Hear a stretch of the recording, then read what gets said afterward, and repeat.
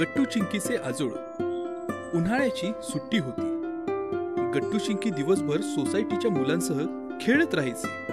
एकदा संध्याकाळी ते दोघे खेळून झाल्यावर घरी आले.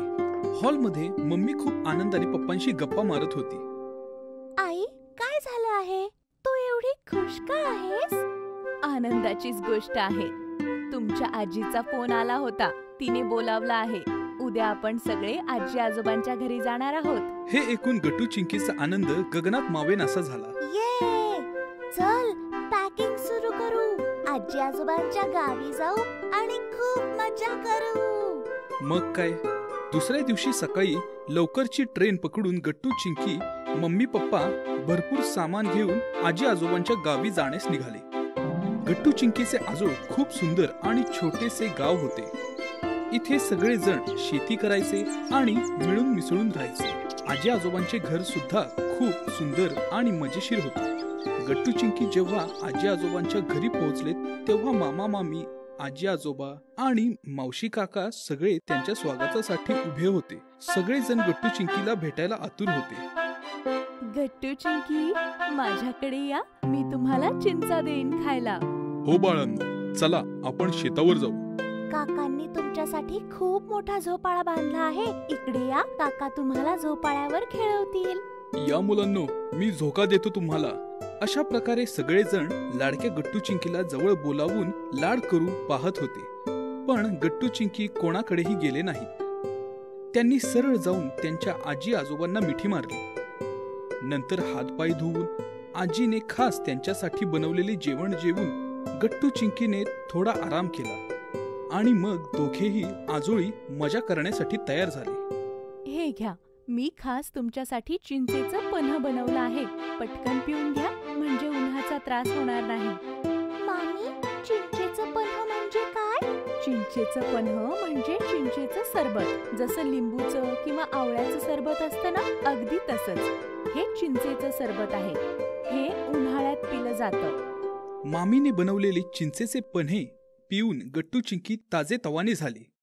काकांनी आंब्याच्या झाडाला मोठा झोळा बांधला होता. गट्टू चिंकी झोपाळ्यावर जाऊन बसले आणि झोके घेत घेत आनंद घेऊ लागले. काकांनी झाडावरून कैऱ्या काढल्या आणि मावशीने त्यांना मीठ मसाला लावून गट्टू चिंकीच्या समोर ठेवल्या.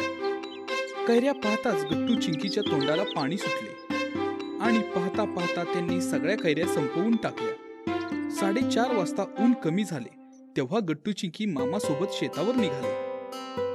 शेत खूप हिरवागार आणि प्रसन्न होते. गाय, बैल आणि म्हैस, पिल्लू त्या दोघांना टक लावून बघत होते.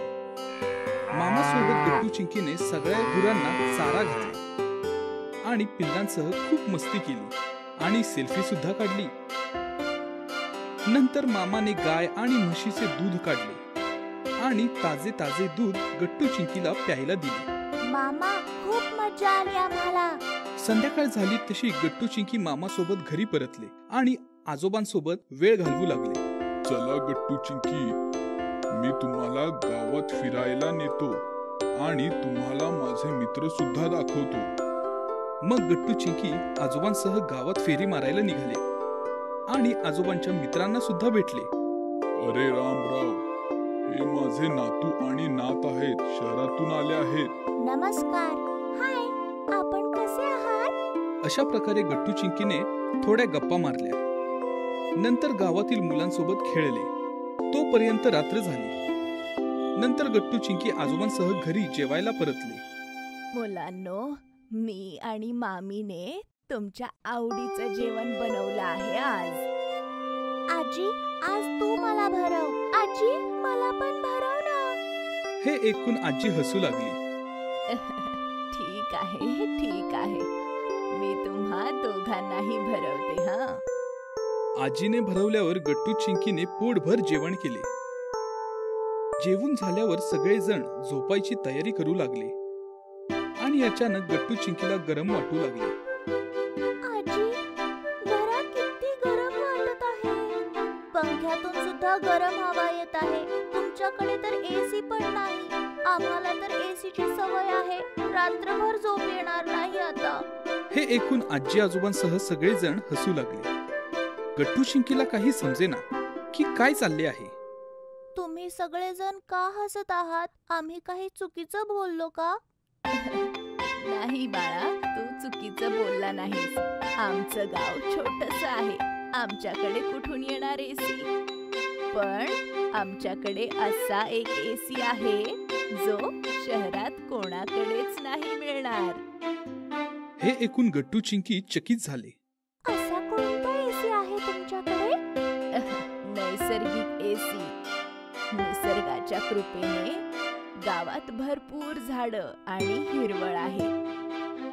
त्यामुळे रात्रभर हवा थंड असते. म्हणून आपण घरात नाही झोपणार, वर गच्चीवर आकाशाच्या खाली झोपणार आहोत. थंडगार हवा असते आणि ह्या एसीची मजा घेणार आहोत. हे ऐकल्यावर गट्टू चिंकीला खूपच आनंद झाला. मामा आणि मामीने मिळून गच्चीवर गाद्या टाकल्या आणि अंथरूण घातले. आजी, मी तुझ्याकडे झोपणार. आणि मी पण. हो हो, तुम्ही दोघेही माझ्याकडे झोपा. मग काय, आकाशाच्या खाली थंड हवेत गट्टू चिंकी आजीकडे झोपले आणि आजीच्या गोष्टी ऐकता ऐकता त्यांना झोप कधी लागली हे कळले सुद्धा नाही.